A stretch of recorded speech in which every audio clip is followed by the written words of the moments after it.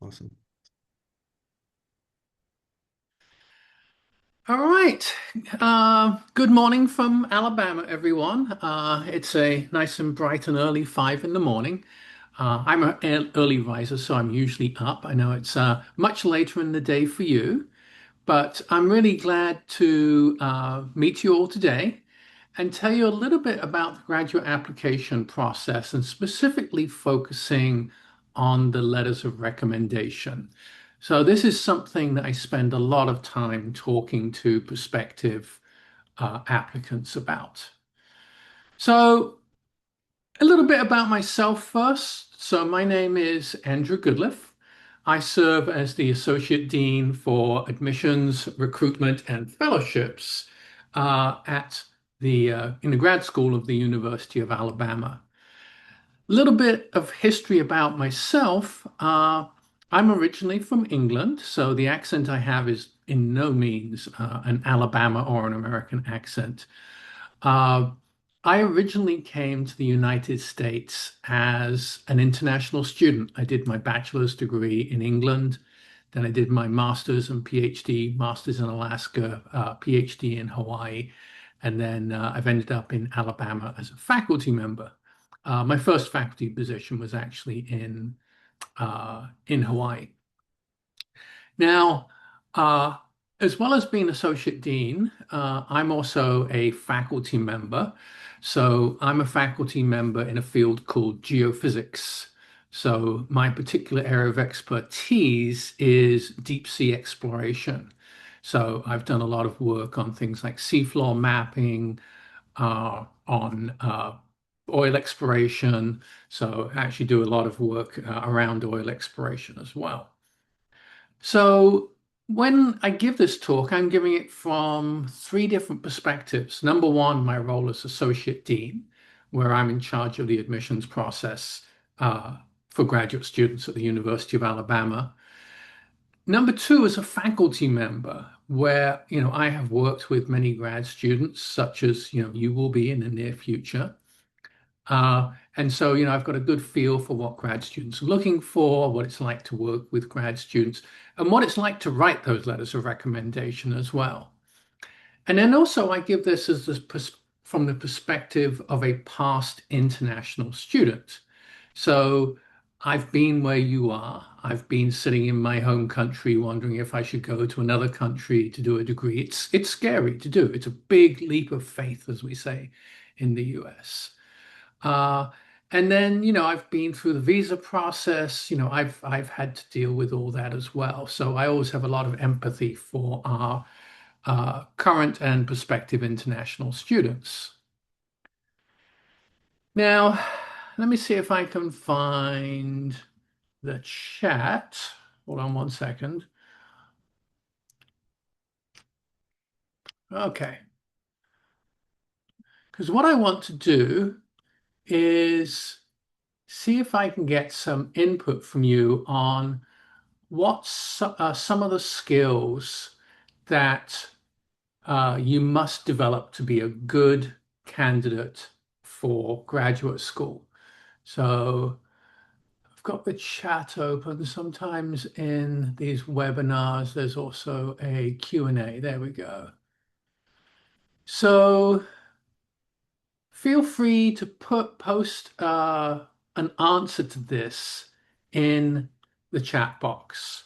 So what are some of the skills that you must develop to be a good candidate for graduate school?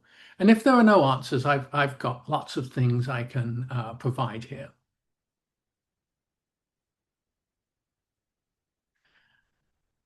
So when we're looking for uh, great grad students, we're looking for, let's say, a lot of different skills. So one of the most important is critical thinking skills. So how does a student tackle a problem? How do they, if a professor presents them with a problem, or if they're dealing with a engineering or science or humanities questions? Oh, great! Someone actually put in an answer. Uh, how do they handle answering that question? So we think of that as critical thinking skills. Uh, the comment that was just put in the chat is the ability to adapt to a variety of contexts, both high resource and low resource. And this is actually so, so true. So one of the things that I very much value for myself is if I'm given a problem, I can, one of my skills is I can actually work through that problem, probably find a better way to solve that problem than some of the existing ways to solve that problem. And that might be because of resources. It might be just there's an easier way to do this. So always being willing to think about other ways to do things. Uh, Other things that are very important for us because in graduate school, you end up working a lot in teams, you work a lot with people. So it's very, very important for us that a student works well with others.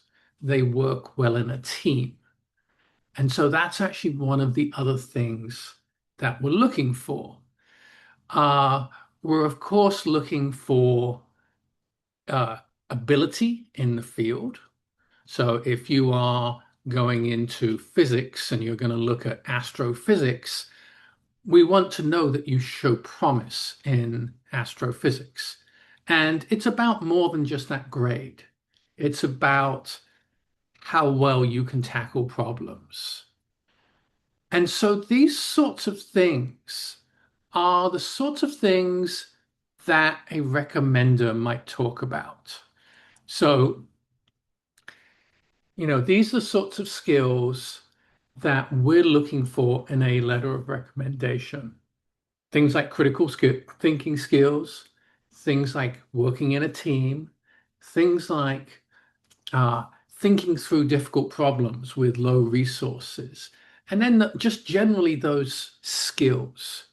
You know, how well are you, how good are you in electromagnetic theory, that sort of thing. So important thing is here, you may notice that some of these things are not the sort of things that you may learn in class or you may see in class. So as I go through this, I'm really going to emphasize the importance to work closely with your faculty to really develop those future letters of recommendation. But let's keep going for the moment. We'll get to that point. So one thing I do also want to emphasize as you're thinking about going to a US university is there are also many different kinds of US universities, and they're looking for different things. So the University of Alabama, where I'm from, is a very large public flagship research university. So a lot of the students that come in and work with us are research masters and research PhD students. We've got other programs as well, but there's a large emphasis on that research side of things. We're what's called an R1 university, so one of the top tier of research universities in the US. So we've got a huge emphasis on making sure that the students have those research skills or have the ability to be trained in those research skills. And so that's very much what we're looking for in those letters of recommendation. In contrast, if I were to think of, one of our neighboring universities, Troy University, which is probably about an hour and a half away, they're not a big research university.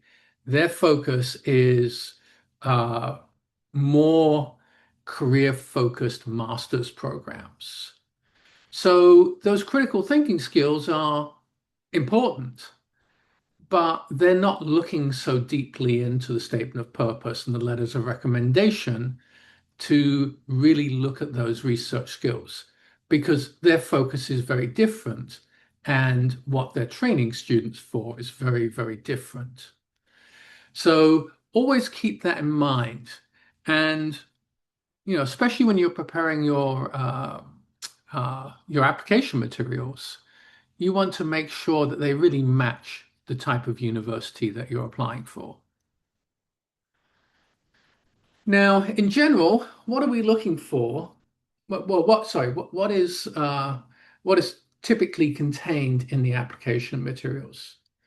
So, for all applications to a US university, you're going to have an application form. You're going to have to send transcripts. Now, some universities might want official printed transcripts. Some universities like Alabama, we're happy with just uploaded copies. Most of them are going to require letters of recommendation. And what I say, we're going to talk about that in detail. And I should say the transcripts, we're just looking for grades there. And what sort of courses you have, of course. Statement of purpose.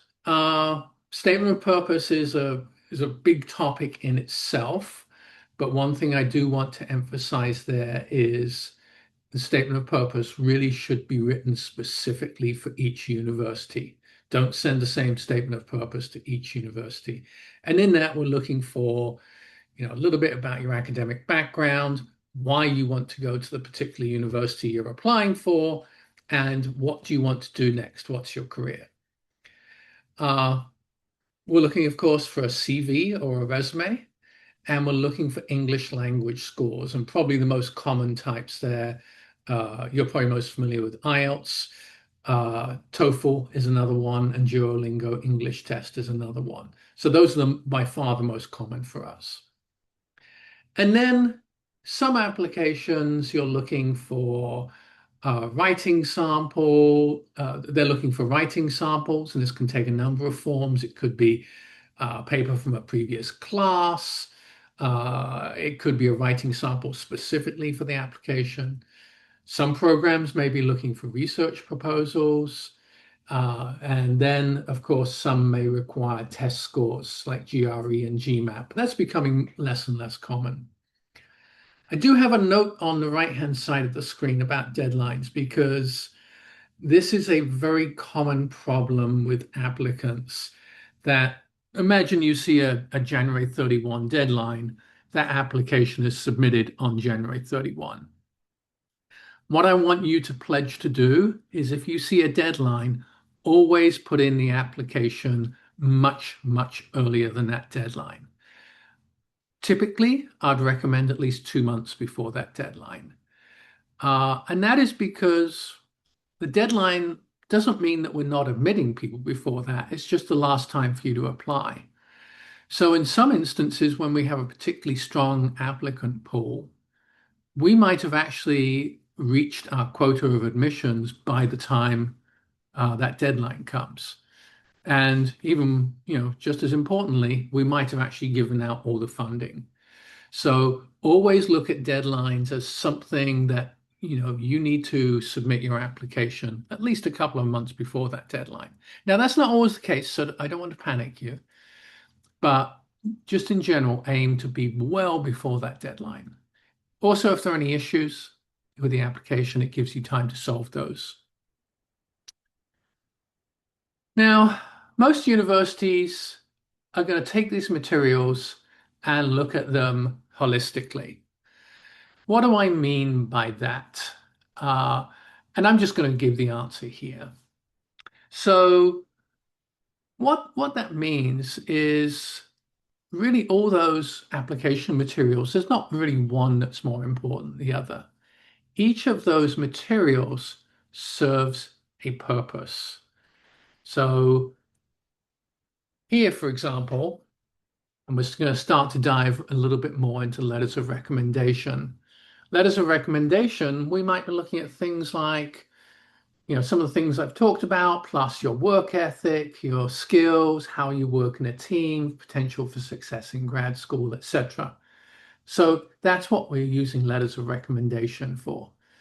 Transcripts, those we're just looking at, what are the classes you've taken, what are your grades, so how do you perform academically? And then writing samples, we're looking at how well you write, at a basic level, but also we're looking at those critical thinking skills, how well you formulate ideas and solutions, all that sort of thing. And two different programs may put different weights on these different parts of the application, but we're using all those parts of the application. And what we're doing is we are predicting your potential for success. If we see that a student has a very high level of success, that's the student that gets admitted. Those that don't have such a high level of success, potential success, don't get admitted. Now, that also means that, if you have an area of weakness, it might be that, you have some lower grades. You might still stand a chance of getting in because we're looking at other things. It might be you have particularly good letters of recommendation. It might be your statement of purpose is particularly strong, that sort of thing. So we're looking at the whole package. We're not just looking at, for example, the grades, the GPA. And we get a lot of questions about this. I get a lot of emails, multiple emails a day. I have this GPA. I have these grades. Can I get in? Especially for research universities, that's not an answer that's not a question we can answer. We need to actually look at the all application materials. Now, let's dive into the letters of recommendation a little bit more deeply. So I spend a lot of time talking to our own University of Alabama undergraduate students about things like letters of recommendation. And I start talking to our own students when they're freshmen, when they're in their first year of study, first year of their bachelor's. And one of the questions I ask is, when should you start preparing for grad school? And, they put their hands up and they say, well, in my final year or my second to final year. And that is not the correct answer.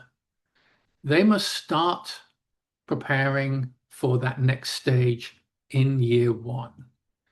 So we tell our own undergraduate students, our own bachelor students, that they must start developing recommenders in their first year. So what does this mean? What we recommend that students do is be very intentional about building relationships with potential recommenders. This is not something you casually do and then in fourth year you go, well, maybe that professor can give me a letter of recommendation. What I want you to start doing, and I appreciate you're all at very different phases in your academic career. I want you to make sure that you are being very active in going and seeking faculty, seeking your professors out. So in the US, when a student's taking a class, we have something called office hours. So that is a time that we can go and talk to that professor. Now, when I've been teaching classes and I have office hours, yeah, I have students come by to ask questions, but not as many as should. So it's only a small minority of those students. So I want you, if you're in a class with a professor, to go talk to that professor outside of that class. Get to know them. Talk about their research, if they're a research professor. Talk about your interests in research. Talk about the class. Talk about problems that you're having in class. Talk about your career goals. So remember, these are people who have been where you are. They've been students. And they have a lot of potential to give you advice in these areas. So I want you to get to know these professors and think of them as potentially future recommenders. Now, why this is important is because one of the worst kinds of letters of recommendation is where a professor only knows the student as a fairly anonymous person in their class. They don't really know them that well. They may have put their hand up to ask a question a couple of times. Really, they know them by just the work they've produced and the grade they've got. So if we see a letter of recommendation that says, hey, Bill did great in my class, they got a B, they asked questions, uh, they did well on their class assignments, that's really not a strong letter of recommendation. So that's not what we're looking for in a letter of recommendation, because a lot of that I can see from the transcript.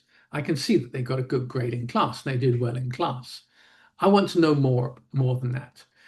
So by talking to the faculty and getting to know them, that means that they have more information to give you a much better letter of recommendation.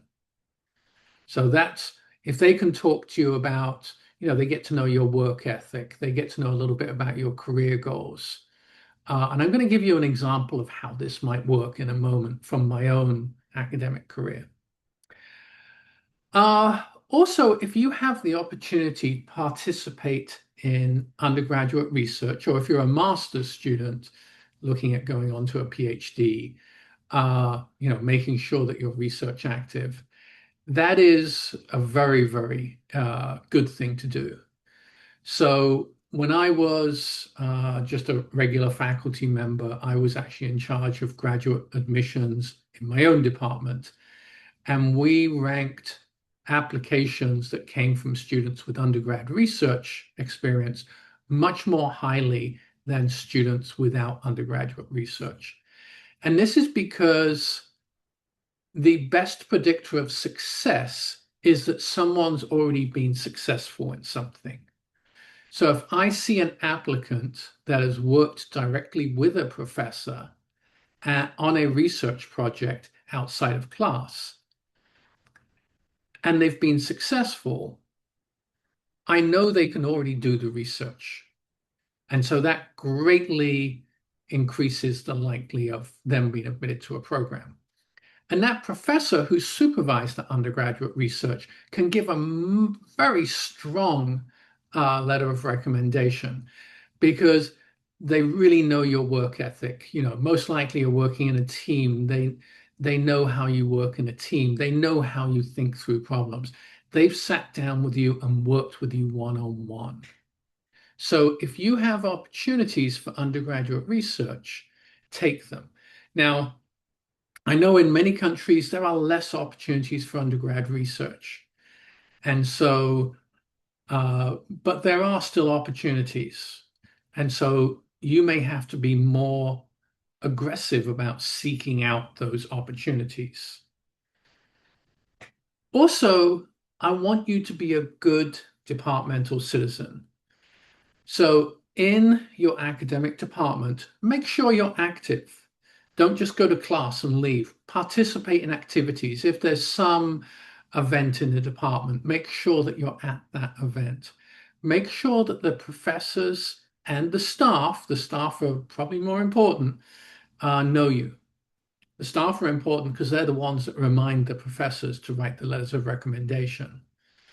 So make sure that everyone knows who you are. If there's an event and you can help out, make sure that you're helping out. And then also something that we are very, very aggressive with at the University of Alabama is making sure that our students are seeking out mentors. So it might be you've had a particularly great class and you think this professor's really great. After you finish that class, go up to them and say, hey, would you be willing to, meet with me once a month just to kind of talk about things? And you're going to find most people are very flattered when you ask that question because, you've recognized them as an expert and you want to learn more from them. So, just going and having coffee with them and talking about future careers. And again, the example I'm about to give is a prime example of that. Opportunities may arise because of that, especially in the US. networking is very, very important. So the opportunities that you might get are all about who you might know. So these potential mentors are also great writers of letters of recommendation. So I want to give an example from my own academic journey. So back many hundreds of years ago, when I was an undergraduate student, uh, I was at a really good university, University of Plymouth in the southwest of England. It's a great university. And I had an opportunity to do undergraduate research, and I took that opportunity. And so, as part of that, I got to meet with my professor regularly, actually once a week. And, we'd work through what I need to do and all that sort of thing. And so I got to know them really, really well. And at that time, I was not thinking about going to graduate school at all. I was just going to go off and work in the oil industry. I come from a first generation family. None of my family had been to university. And so really my father was focused on me going and getting a job at the end of this. But this professor had other ideas. He saw potential in me. And he said, "Have you thought about grad school?" And my first response is, "What is grad school?" I had no idea what grad school was at that time. And he said, based on my chats with you, I think you'd do quite well at grad school. And, even more than that, I've got a friend who I went to grad school with, and he's at the University of Alaska. And I think he's looking for a grad student. Would you like me to reach out to him? And so I'm like, sure. And it turned out that his friend in Alaska was actually looking for a grad student. And he actually called him up on the phone and talked to him. And then he wrote me a letter of recommendation for that position. And within 2 days of that, and that was probably, I don't know, 2 or 3 days from that initial conversation, I'd actually been told that as long as I got my application in, I would be admitted to the University of Alaska. And that's all because of that relationship that I had with that professor, who had that connection and could write that very, very strong letter of recommendation. So that is, a really hard and fast example of this working in real life. Now, I also want to go in and give some examples of some letters of recommendation.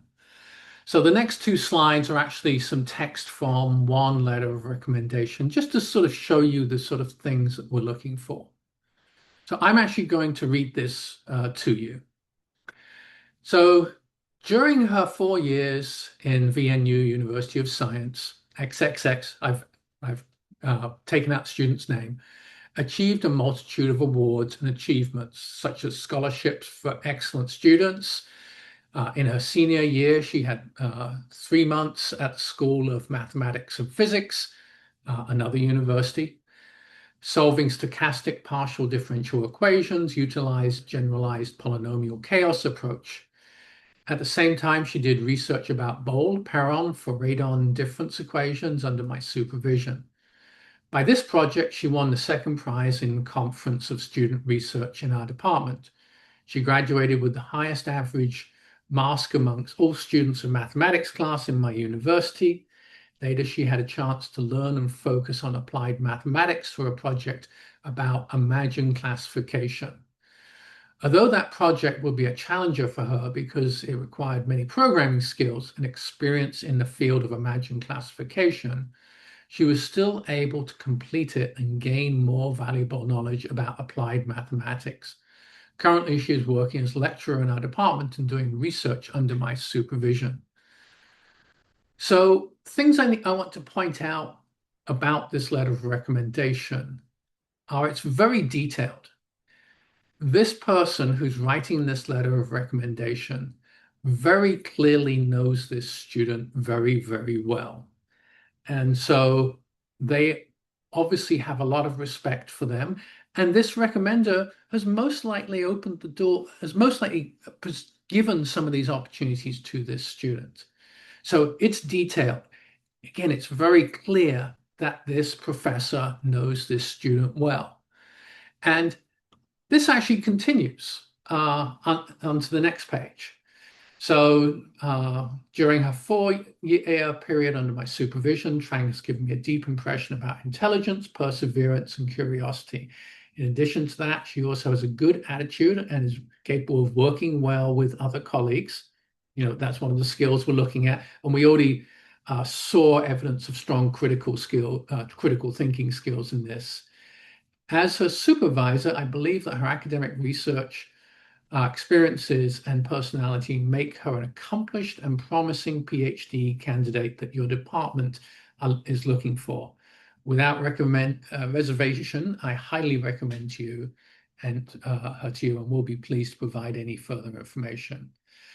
So this is an example of a really strong letter of recommendation. Again, this hits on a lot of the key things. I can see that she has strong critical thinking skills. I can see that she is tackling hard problems.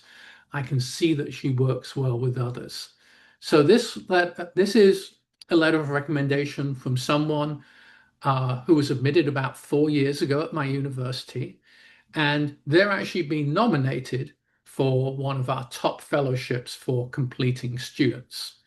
So clearly, our admission was correct, and they have done a spectacular job here. They have continued doing the same sorts of things and having the same sort of success here. Now, I want to contrast this with another letter of recommendation. So this letter of recommendation, the bearer, I've blanked out the name, but I didn't blank it out elsewhere, unfortunately, who is applying at your institution is well known to me. Mashoud graduated with a master's degree from the Department of X, University of X, where I had interactions with him as his lecturer. So far, this candidate has personally and professionally appealed to me as ambitious, hardworking, well-organized, and motivated.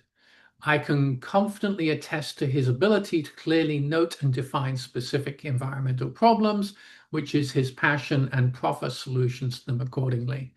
He is self-driven and maximizes every opportunity he has to develop his potentials. In addition, having studied all his life in English language, he possesses sound oral writing and teaching ability that will be of immense help to make him succeed in his postgraduate research work. It is for those reasons that I strongly recommend him for admission into the PhD program and also for any available funding opportunities in your university. So what you can note here is this one is far less detailed. It doesn't include any specifics about projects. It doesn't include any specifics about this particular student or what they might be interested in. It's very, very general. And so we would interpret this one as really that professor not knowing the student that well, probably not being quite sure who they're writing about. It just is not specific enough. It doesn't really suggest that this person knows them. Now, this is an application that was turned down. This person was not admitted. And I am sure that this letter of recommendation was part of that issue. So hopefully these two examples really emphasize the importance of that professor who's writing the letter of recommendation really knowing you well. Now, lastly, I want to just talk about one other thing. When you're applying to a university, I want you to check very carefully with that university or program about specific application requirements, because every university is different. Every university in the US is going to have different requirements. The University of Alabama, we've got 160, 170 different programs. They all have different requirements. And when you look at the specific application requirements, you may find that the letter of recommendation has specific requirements. So make sure that you're aware of that if that is the case. There is one very important person who will be able to help you with this. So when you're applying to a program, make sure you know who the graduate program director is for that program. So when you look on the web page of the program, this should be fairly easy to find. In most cases, the graduate program director is the person who actually is leading the application review process. They're also the person who is the overall supervisor of all the graduate students who are currently in the department. So they know all the rules, they know what is expected in an application. So don't hesitate to reach out to the graduate program director to ask for advice on this. I do want you to take care with the emails that you send, though. Remember that any email that you send is effectively part of your application. So when you write an email, we're looking at your writing skills. We're looking at how well you formulate that email. So make sure that other people have looked at that email and reviewed that. If I'm sending an important email, I always do the same, even though, I'm pretty senior at the University of Alabama. But I still check these things because I don't want a bad email to influence a decision. So keep this in mind. Grad program director is a very, very important person. So always make sure that there are not specific requirements that you're missing. Now, at the end here, I do want to talk a little bit about the University of Alabama. So the university where I've worked for over 20 years. So we are a public research university. We've been around almost 200 years. So we were founded in 1831. We are the oldest university in the state of Alabama. We are what's called a R1 research university. So in the US, there's different university classifications, and one of those classifications is for research universities. So you've got R1s, R2s. So R1 is the top tier. And what that really means is our focus is on research. We've got a very large undergraduate program. We've got a very large graduate school, but the focus is really on cutting edge research. And so our faculty, when you're looking at R1 Research University, they are mostly research active. They are mostly leaders in their field. Also, when you're looking at an R1 Research University, it means in general there's more funding for students, etc. We've got about 42,000 students total. About 6,000 of those are grad students. And now we've got more like 160 plus master's and doctoral programs. We also have international students from 80 plus countries, and we've got a big, gorgeous campus. Now, the reason I have a picture of the elephant on the right-hand side is because that's our mascot. So we have big sports teams, and that is the mascot of the sports teams. Now, what is the University of Alabama known for? We have alumni, so people who've graduated from our university who are leaders in industry, technology, literature, the arts, entertainment, and sports. We're known as a university that produces CEOs. So a lot of the big companies, the names that you might know of, we have alumni who are CEOs of those companies. So companies like Lockheed Martin, PricewaterhouseCoopers, Shell Oil, uh, uh, Discovery Channel, their leaders are alumni from our programs. We have highly ranked programs, especially in business areas. We also have very, very strong facilities in STEM fields, absolutely magnificent facilities. We are very much a national and international leader in material science research and water research, just to pick out two specific areas. We're also a leader in areas like sport management, that sort of thing. We do have world-class athletic programs at US universities. There's often very large athletic programs with those, and we have some of the best in the country. Again, we have this big, beautiful campus. And then one thing, in your university search, a lot of students focus on sort of the East Coast around New York and California, sort of Los Angeles, those sorts of areas. And those are great areas. I've lived in those areas myself, and they're great areas, but they're very, very expensive. And I want to encourage you to look at the southeast of the US because there's a lot of really world-class universities. And what you're going to find in the Southeast is amazing hospitality. So we have something called Southern hospitality. If you were to come to Alabama or anywhere in the Southeast, you would be welcomed with open arms. People want to get to know you. People want to learn more about you. They want to talk to you on the street. They want to invite you into their houses. This is something that you won't experience as much in places like New York and Los Angeles. Those are more impersonal cities. And I've lived in these places. Uh, Alabama is one of the most welcoming places to all to people of all backgrounds that I've ever lived in. So I do want you to consider the southeast of the U.S. So, as I wrap up, we can open it up for questions. Uh, I've got my contact information there. So, amg@ua.edu is my direct email address.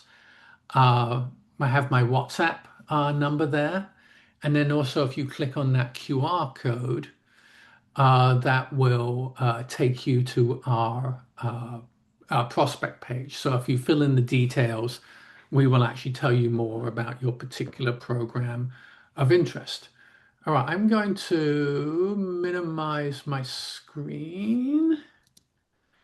Hold on. Whoops, next page.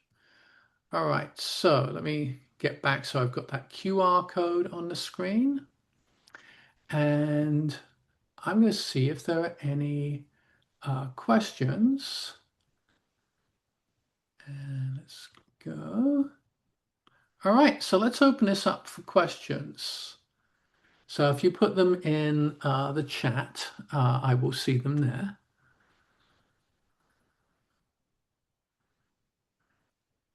And I should add that one thing that's very, very important in the US, so when you come to the US, we put a huge emphasis on asking of questions in classes.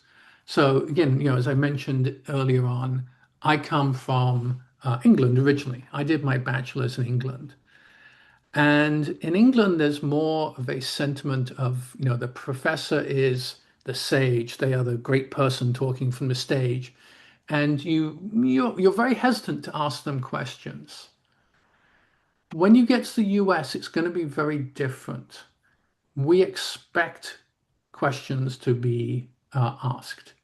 So students will even get points in class for asking questions. So we want people to be interactive. We want people to ask those questions. All right, let's see. We've got a question here. Is it a good idea to ask a previous employer who you've worked with on a short-term research project for a letter of recommendation? Yeah, absolutely. Uh, if this is a previous employer who knows you well, uh, yeah, absolutely. Have them write a letter of recommendation. Uh, Especially in the STEM fields, it's not uncommon to have someone from an internship or something like that write your letter of recommendation. And when you look at the application materials for a specific department, it will often say something like, we expect 3 letters of recommendation. A minimum of 2 must be from professors. So they do want those letters from professors, but it's also perfectly fine to have another letter of recommendation. So yeah, for me, when I have reviewed applications, uh, when I've reviewed applications, I've put a lot of weight on those letters of recommendation uh, from employers. Khalid, yeah, there is no mic open option. This is uh, a Zoom webinar, so you would have to put your uh, question into the webinar chat. So I'd be happy to answer it from there. So how important is the seniority of the recommender's professional rank? So that's the next question. Uh, I would actually say probably not very important, to be perfectly honest. Um, Now, having said that, if the recommender is someone who is a known national or international leader in the field, oh yeah, that's important. But the rank at the university, no, I've actually never put any weight on that whatsoever. Uh, in actual fact, more junior professors are often better at writing good letters of recommendation. Uh, they're more willing to put the time in. So no, the seniority within the university uh, or within the company is not massively important, to be perfectly honest.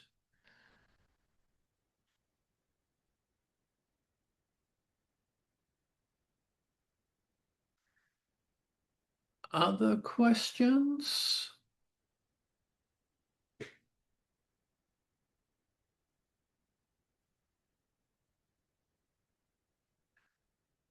Okay, it's certainly.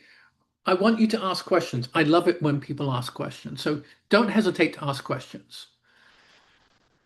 All right. So Khalid here is an MS student in computer science applying to R1 universities for PhD programs. What are the three most important things you look for in a student? Ah, ooh, that's a good question. You're trying to really nail me down. So if I were to say what is the most important thing, it's actually critical thinking skills. Because especially when you're doing a PhD, those critical thinking skills are vital, absolutely vital. You can't do a PhD without being able to think through a problem in a very well organized way. And so when I'm when I'm looking at applications for PhD students, that is the primary thing I'm looking for. And it can be hard. It might be that I also have a Zoom with that student and I'm asking them fairly in-depth questions. They're not hard questions, but I'm just looking at how they think through problems.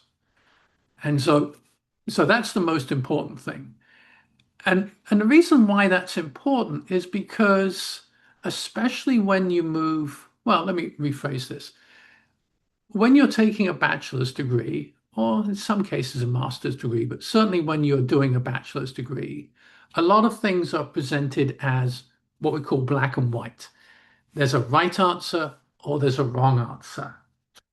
When you get to the PhD level, you're dealing with questions where there is not a right or a wrong answer. You've got to interpret the data. You've got to come up with a solution. And you're most likely going to come out of there not saying this is the answer. You're going to come out there with an in-depth interpretation of the problem. And so a lot of students have problems trying to think in that way. And, I think about some of our University of Alabama students who are really, the really, really excellent students. Just because they got A's in classes doesn't mean that they're good critical thinkers. And so sometimes, to be perfectly honest, some of my better students have been B-level students who really can sit down and think.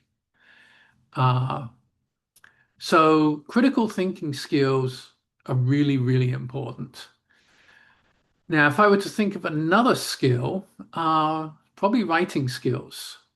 And as a STEM person, this is hard for me. Writing is hard because what I love to do is I love to go out in the field and do field work and sit in front of my computer and program and that sort of thing. That's my passion. Writing is something I have to do though, because unless I've written up the results from a project and published those, I might as well not have done that. So writing skills are very important.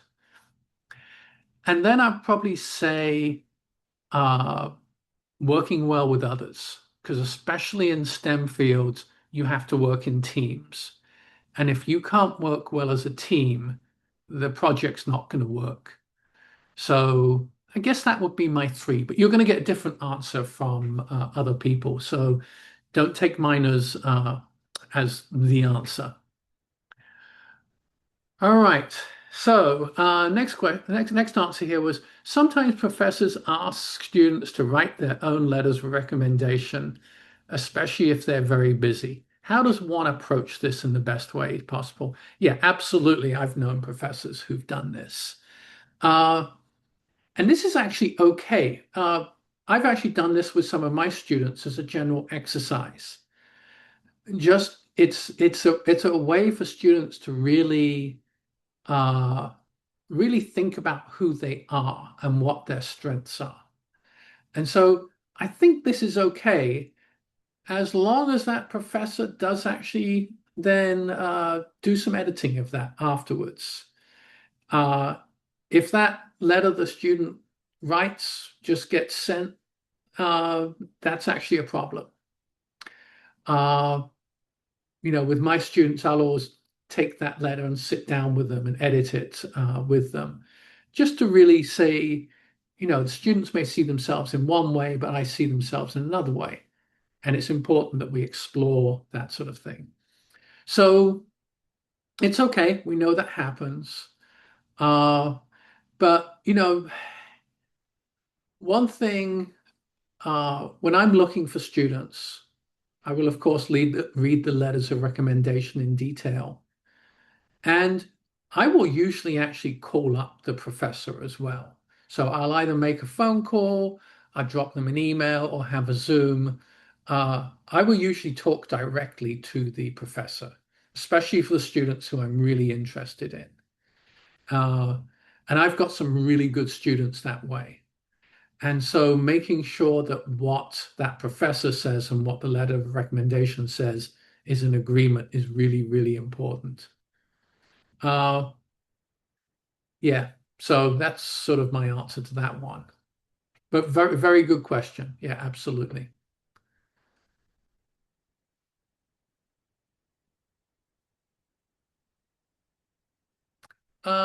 Any other questions? Again, don't hesitate. Almost time. All right. So let's actually wrap up here. Uh, I do want to thank Education USA for inviting me to present here. I always very much enjoy working with Education USA. This is a very important organization who can give you great unbiased help on the application process. So listen closely to everything that you're told at the Education USA office, because this is the best of the best. They are a very valued partner. And thank you for coming and talking to me. I do wish you success in your search for the graduate school. I'd love to see you at the University of Alabama. So, if you haven't already, please do please do scan the QR code and fill out that form. But, I'm happy to help you wherever you end up. If you need some advice for going to another university, I'm happy to help you. The attitude for most universities in the US is we're successful if you get into a program. Doesn't matter if it's ours or someone else. We want to see you being successful. All right, I did see one last question. This is a quick one to answer. Uh, how does a research paper impact the PhD application? If you do have a research paper, um, you're probably talking about a published research paper. Yes, that is a very strong thing to include in application. So yes, we certainly think that is good. Now, however, not all research papers are created equal. So if you have a research paper from a journal or a publisher who no one's ever heard of, that is not a positive thing. So it would need to be a research paper in one of the common journals for your particular field, something that has perhaps a high impact factor. We have a lot of problems with predatory journals. So journals that are not well known, that are reaching out to students to say, "Hey, publish a paper in in this journal." Uh, that's not a good thing.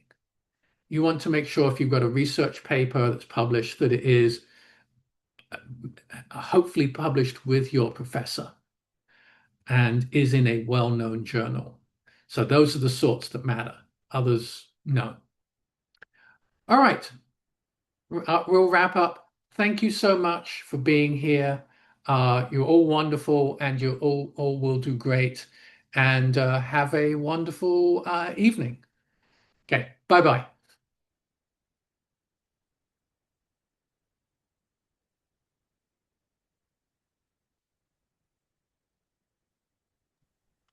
Take care, Andrew. Bye bye.